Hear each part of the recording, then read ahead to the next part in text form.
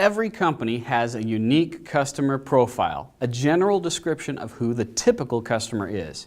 When you really know who your customers are, you'll find it easier to understand them. You'll communicate more effectively with your customers and serve them better when you understand not only the ways in which you're similar, but also your differences.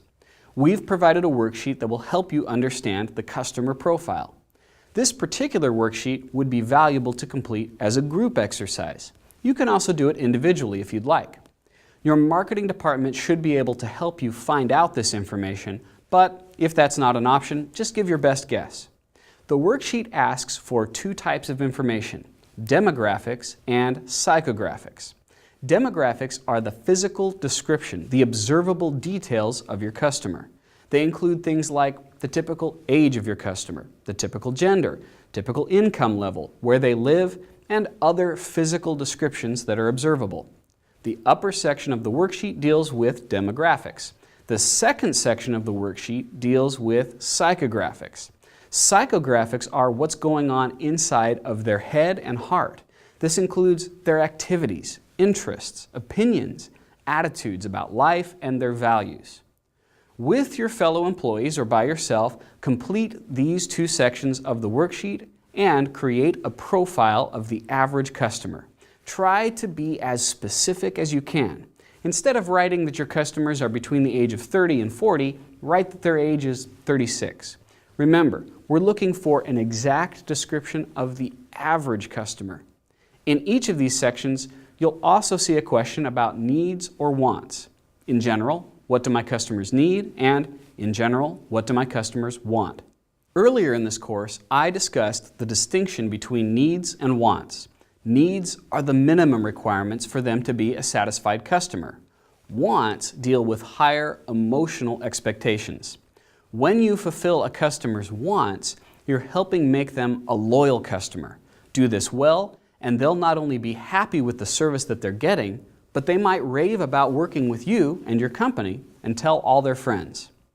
Take some time to fill out those two sections, what my customers need and what my customers want. Once you've completed the worksheet, review the list and compare yourself with your average customer. In what areas are you the same, similar, and different from your customers? In the areas where you're different, think about what you can do to better harmonize or adapt to them.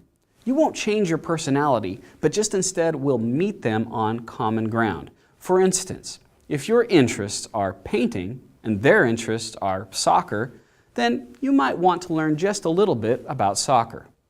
Understanding what your customer enjoys will give you an opportunity to be more connected. Now, at the bottom, you'll see two very important questions. The first question is, knowing what I now know about my customers, how can I better tailor my actions to their needs? What's one thing you can do a little bit differently to meet them at the level at which they need your help?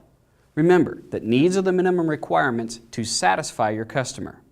The next question takes it a step further.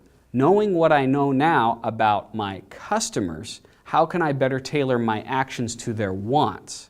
In the workplace, how can you satisfy what your customers want on a deeper emotional level?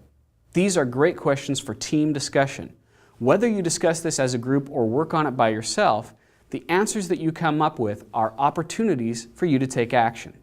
I recommend that you move forward with these actions and set a time to work on the next step. The better you understand who your customers are, the easier you'll find it to communicate with and serve them. And those who best serve and communicate with their customers are some of the most valuable employees in any company.